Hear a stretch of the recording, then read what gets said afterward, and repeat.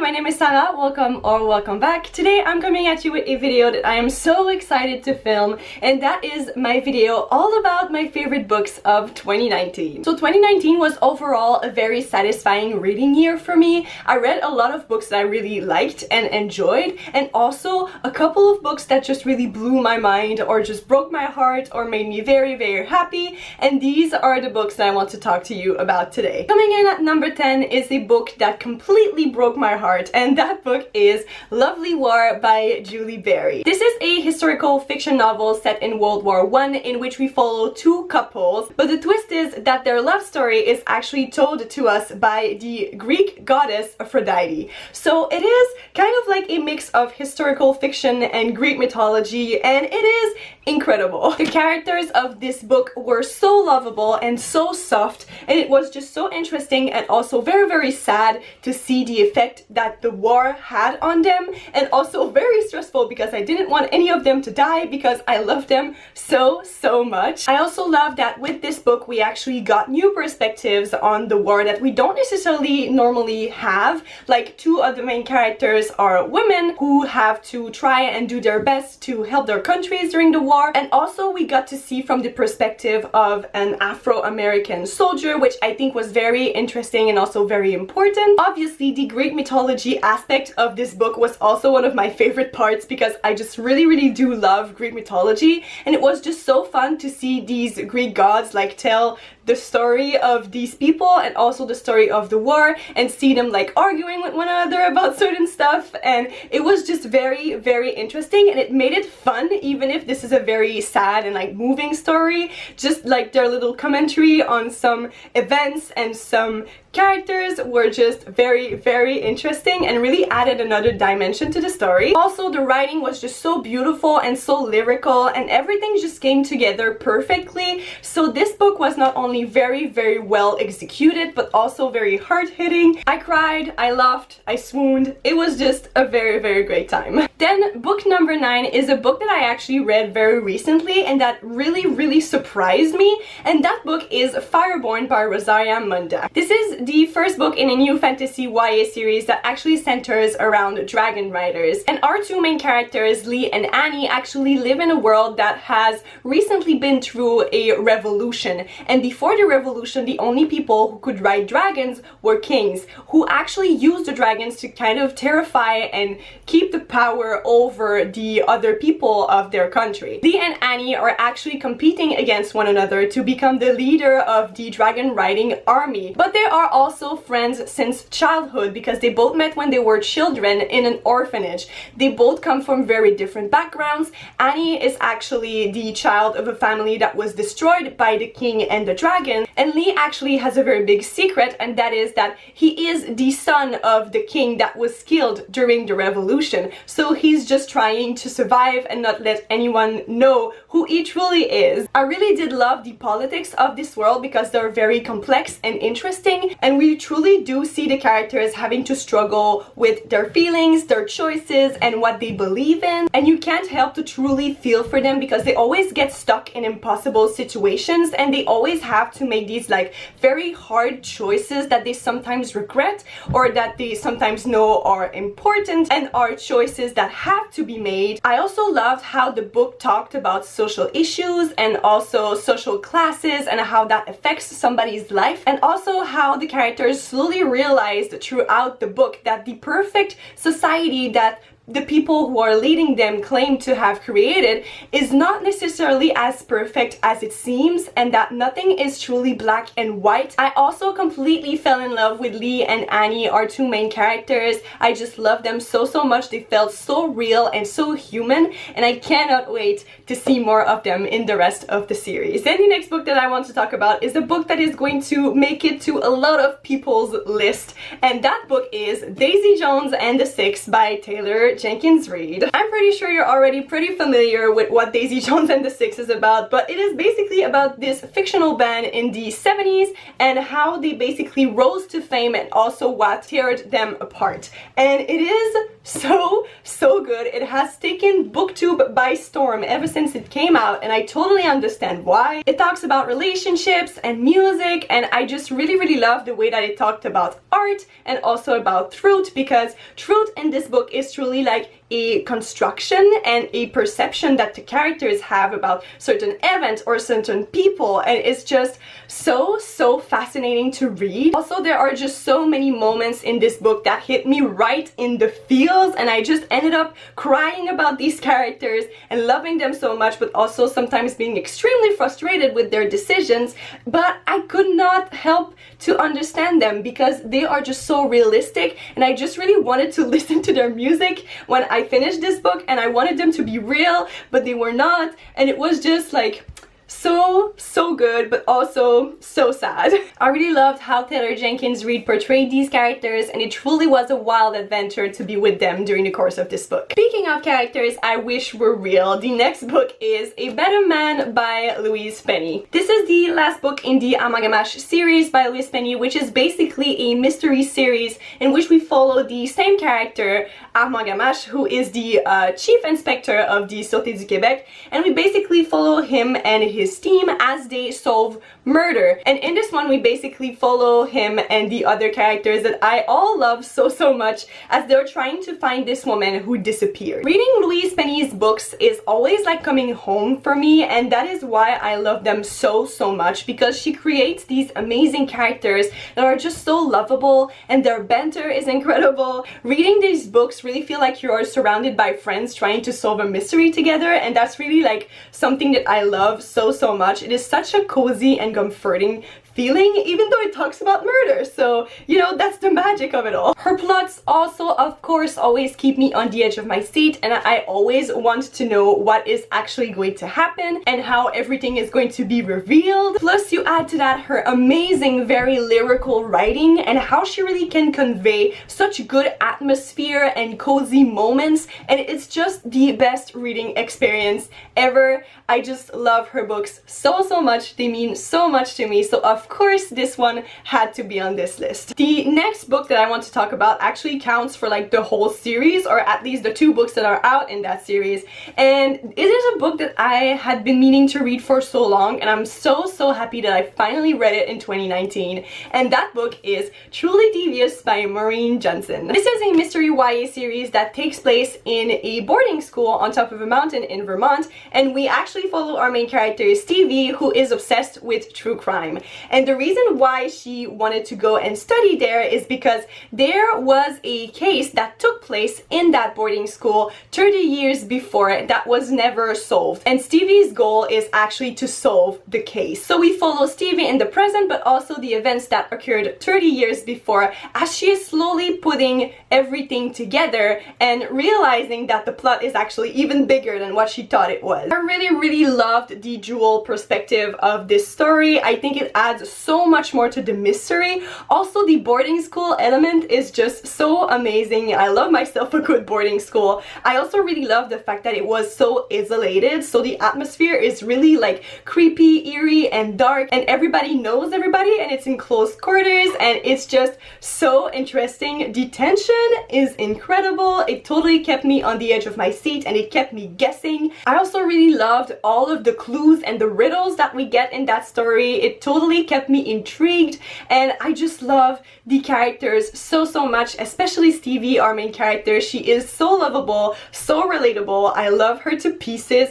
Actually, all of the characters are really amazing in that series because they're all so eccentric and so weird, but you just also really care for them. I absolutely adored Truly Devious. I loved The Vanishing Stair even more, and I cannot wait for the last book, The Hand on the Wall, because I feel like it is truly going to leave me screaming, but also very satisfied with the ending, so I cannot wait to read it. Then the next book on this list is another very popular book that I feel like a lot of people are going to mention in those kind of videos, but I was actually very surprised with how much I loved it, and that book is Red, White and Royal Blue by Casey McQuiston. This is a plot twist that I honestly did not see coming. I never thought in 1,000 years when I started reading this book that it would make this list, but yet here we are, because this book completely swept me off my feet. If you don't know what it is about, Red, White and Royal Blue by Casey McQuiston is actually this contemporary romance book about the Prince of England and the first son of the United States of America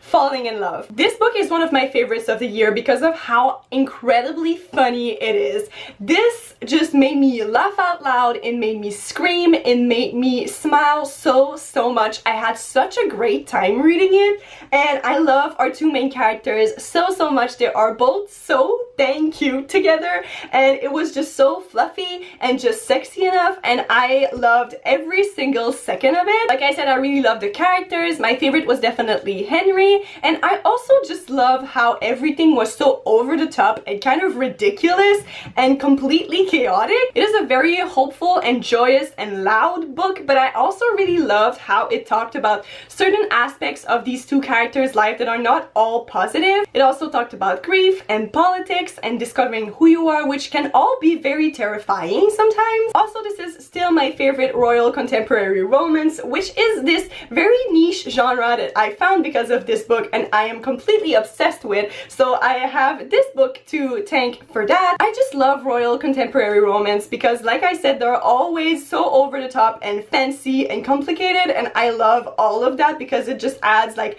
a touch of drama that just makes it so much fun and so much more angsty. So yeah, as a lot of you know, I do not read a lot of romance, so that is why I was so surprised that I loved this one so much, but I'm so happy I picked it up and listened to the hype because I really did fall in love with this love story and those characters. The next book is definitely the darkest one on this list, and that book is If We Were Villains by M.L. Rio. If We Were Villains is a dark academia novel that actually follows these 8 students at a art school that really do focus on Shakespeare plays, and we actually follow and learn to know these 8 students as they are entering their last year at school until one of them is found dead in the middle of the lake. What I found the most interesting about this book was not actually trying to find out who killed this guy, but mainly to see how far these people were actually willing to go to try and convince themselves and others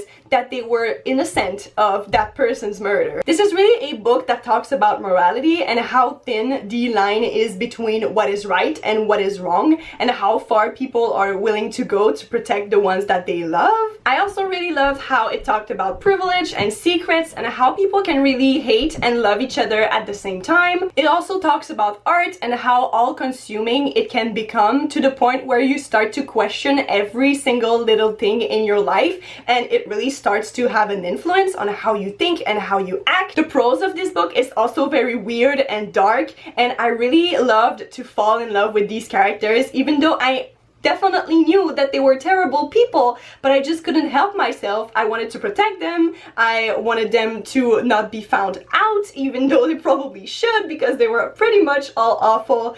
But yeah, this book was so good, so incredible. I definitely will never forget it. It made me want to read every single Shakespeare play under the sun. It was dark, it was intense, and oh my god, I really love it so much. Then the next book on this list is again a series that really surprised me with like how much I really did end up loving it. I feel like this is really like a theme of this video and of my 2019 like reading in general. I feel like some books really did surprise me, and I really ended up being obsessed with them, and these 2 books are actually Heartstopper Volume 1 and Heartstopper Volume 2 by Alice Oseman. Heartstopper is just basically this contemporary graphic novel about these 2 boys who meet, become friends, and then fall in love. And the reason why I love it is because it is just so cute and pure and sweet.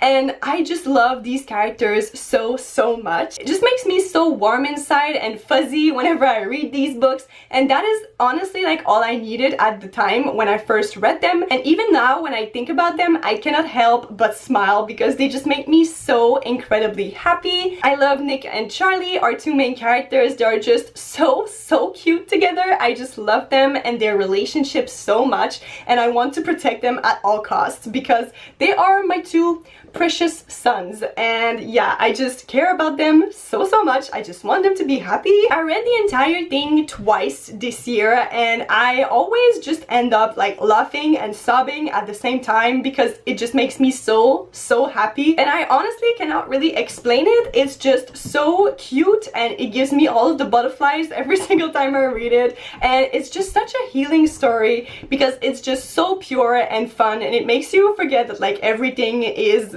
going in flame and that the world is ending and we're all probably going to die, because it's just so sweet, and I just really love it. And I don't know what to say other than like, please go read it if you are losing faith in humanity like I am, because these two books really made this year so much better for me because I had this little graphic novel to look forward to, and I can't wait to have volume 3 in my hands and just reread all of them all over again because they just make me so happy. Honestly, at this point, I'm a simple girl. Just give me more Nick and Charlie and I will be happy for the rest of my days. Then coming in at number 2, the next book is just a book that basically blew my mind, and that book is The Starless Sea by Erin Morgenstern. I was expecting to love this book because I really did love The Night Circus by Erin Morgenstern, but I love The Starless Sea even more because it is even better in my opinion. And if you don't know, this book is about Zachary, a college student who one day finds this book in a library, and basically the book has no author, no title, no publication date or anything, and he starts reading it, and it's a book full of like these epic, very weird and whimsical fairy tales, but then he actually finds a story from his own childhood inside the book, and it is impossible that anyone else knows about this story because he was completely alone when that episode happened.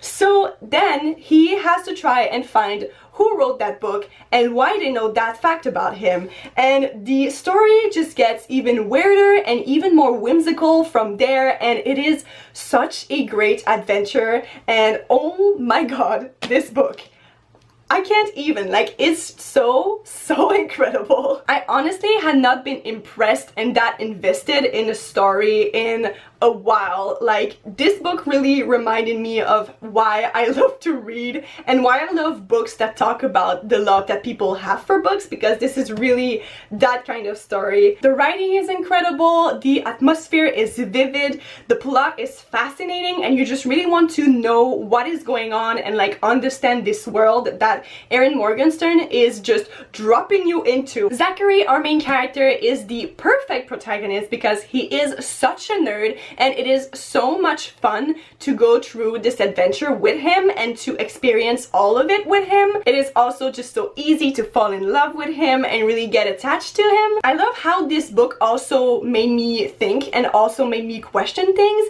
and I also really loved all of the little details that created this incredible story that was so masterfully crafted, and everything just makes sense, and it's also weird but also like coherent in the best way. There were honestly so many times where I had to like stop reading, sit back and just think like, oh my god, how am I reading this right now? How did she do this? This is just so impressive, because I was completely amazed with everything that I was experiencing. This book is just such a whimsical and magical adventure, and I really want to reread it because I'm pretty sure that there are some details that I missed, and also there are certain things that I'm not going to see in the same way the second time around or the third time around. I feel like I'm just going to discover new things every single time I read this book, and that is just the beauty of it, and I'm so happy I got to experience it, because for me that is what reading is all about. I just got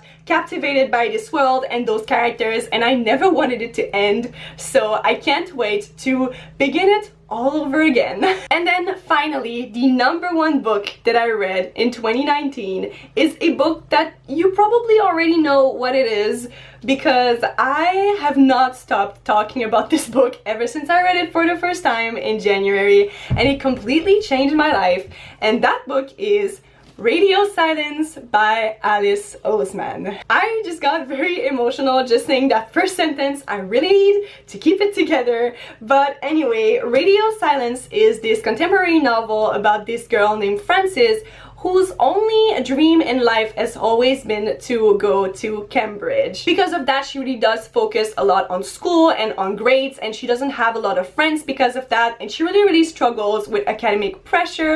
And this story is just basically about her figuring out what she wants to do after high school and realizing that this dream that she had is maybe not the dream that will actually make her happy in life. This is a book that actually means a lot to me because it was the first time that I truly saw myself being represented in a book. The way that Alice Oseman talks about anxiety and academic pressure and really defining yourself by the grades that you have at school really resonates with me on such a deep, very deep level.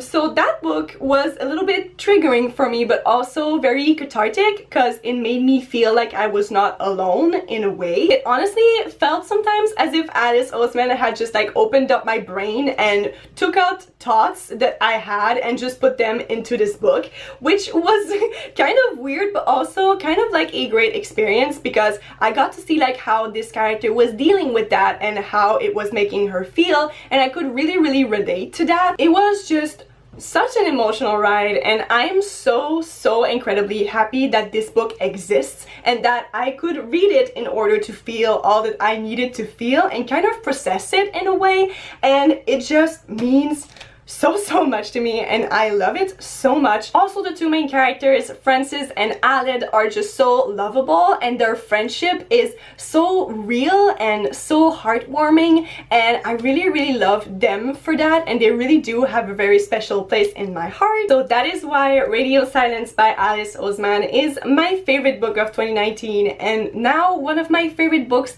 of all time. And I don't think that I will ever be able to say enough how much this book means to me. Alright, so that is it. That was my top 10 books of 2019. I am so happy that I read all of these books this year. They were all so incredible and I love them all to pieces.